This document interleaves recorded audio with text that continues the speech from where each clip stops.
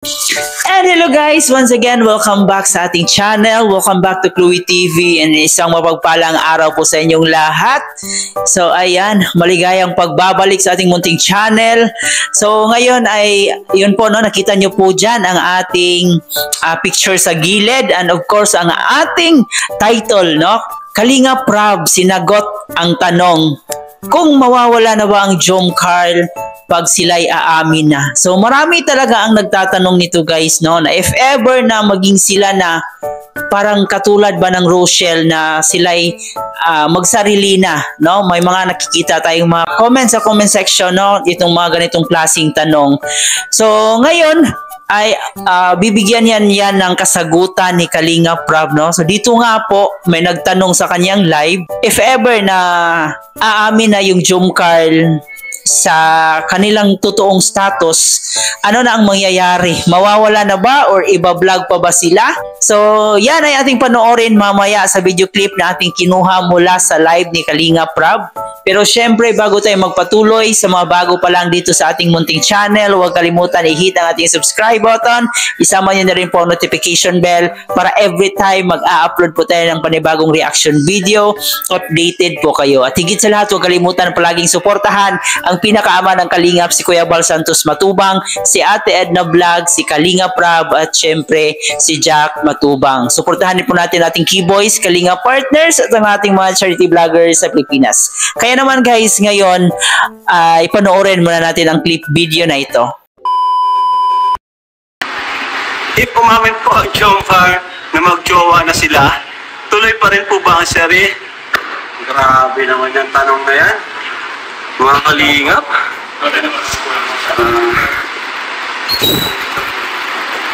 Di ko po alam di ko masasagot yan. Kasi parang kahit hindi naman sila umamin, parang alam na natin eh. Parang alam na natin, di ba? Pero huwag pa rin tayong huwag pa rin tayong katiwala, no? Kasi di naman talaga natin alam, no? Kasi meron kasing magkasundo na parang walang label.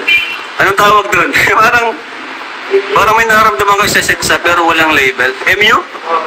Mutual understanding. Di ba? Parang MU sila. Pero dahil nga si Carla is nasa ano pa siya eh. Parang doon siya sa napapasok ko kasi si Carla eh. Parang ando siya sa part na nag-iisip siya. Grabe yung pag-iisip ni Carla. Parang di ko alam. Basta yun yung nararamdaman ko kay Carla. Na parang marami siyang iniisip. Family niya, school.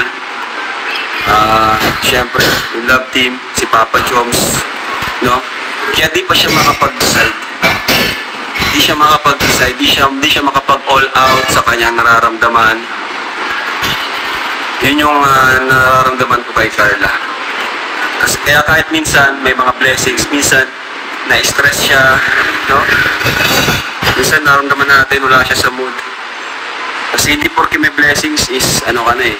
Minsan pag marami kang biyaya, marami kang mas maraming responsibilidad. Diba? Andyan yung family mo na dati di ka kinokontak pero ngayon panay ang hingi, no? Dati wali kayo naisip, ngayon panay ang kamusta kasi meron kang blessings. So dito nga po ay naguguluhan rin po si Kalinga Prab sa tanong kung ititigil na ba ang Jomcarl serye, no? Hindi niya masagot kasi parang ayaw din naman niyang itigil, no? Para sa akin ayaw niyang maitigil ang Jomcarl kasi nga po napakalaki ang ambag ng Jomcarl sa pag-aaral ni Carla at syempre dito na rin sa pamilya ni Carla. Diba? Parang pag ititigil yung Jomcarl, so malaki ang mawawala like mga sponsors, no? Kasi napakalaking tulong pa naman ng sponsors dito sa pag-aaral ni Carla. And of course, pag wala ng serye, wala ng Jomcarl serye, so possible na wala na ring maibigay na tulong si Kalinga Prab kay Carla at syempre dito sa pamilya ni Carla. Siguro hindi rin niya sinagot yung tanong na yan kasi hindi rin niya alam yung totoong status ng Jomcarl. Kasi parang naguguluhan din siya, no, kung sila na ba talaga or hindi. No, kasi may mga magkakaibigan na parang sila na pero hindi pa pala, 'di ba? So mahirap din naman na mag-assume tayo na ay sila na pero mismo silang dalawa hindi nila alam yung real status nila kung sila na ba talaga or hindi pa. No, ang importante sa ngayon kasi pinaka-importante talaga is at least masaya tayo kung ano mo yung status nilang dalawa. No, kasi sabi rin po ni Kalinga Prab ito, parang naguguluhan pa si Carla sa ngayon. So hindi pa niya alam talaga kung ano yung gagawin, no. Marami pa siyang iniisip na dapat niyang unahin, no. And lalo-lalo na sa kanyang pag-aaral. Kailangan niyang makapagtapos ng pag-aaral, di ba? Kaya nga sobrang saya niya na mai-vlog siya ni Kalinga Prab kasi para maipagpatuloy niya yung pag-aaral niya at para matulungan rin niya yung pamilya niya in the future, no? Pag nakapagtapos na siya ng pag-aaral. Yung pag-ibig, nandyan lang naman yan, no? Anytime, pwede mo namang balikan yan, no? Kasi nakikita rin naman natin na nandyan lang si Papa Joms palagi sa kanya. So, kung hindi pa kailangan talaga na magiging sila, so ano lang, for inspiration lang muna, no, para ma-inspire si Carla mag-aral, no, kasi sa ngayon napaka-priority po talaga ng kanyang pag-aaral. So bonus na po 'yan kung may love life siya or wala, no? Ang importante yung pag-aaral niya. Syempre na rin dito sa pamilya niya. So kaya siguro hindi na sinagot ni Kalinga Prab kung ititigil ba ang serye kasi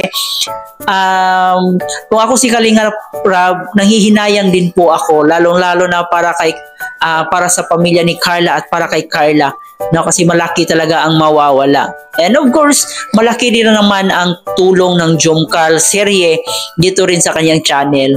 So ayan guys, kahit pa paano sana'y naliwanagan kayo, no. Ang importante dito guys, nandito tayo para suportahan ng Jomcarl. So wag na nating kulitin sila, wag na nating i-push kung ano man talaga yung totoong status nila, no.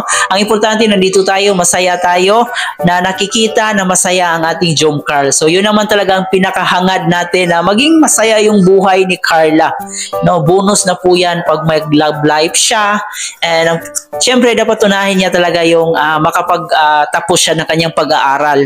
Yun po yung pinaka main goal niya, saka na yung pagla-love life niya, no? At least kahit papano, 'di ba, nandiyan naman si Papa Joms na napaka-supportive at handang umalalay sa kanya. So hanggang dito na lang guys ang ating reaction videos. Sana nag-enjoy kayo. Baka nakalimutan yung mag-like and share. Huwag kalimutan mag-like and share para mapanood pa tayo ng ating ibang sulit Jomcarl fans at para syempre i-comment pa tayo ni YouTube.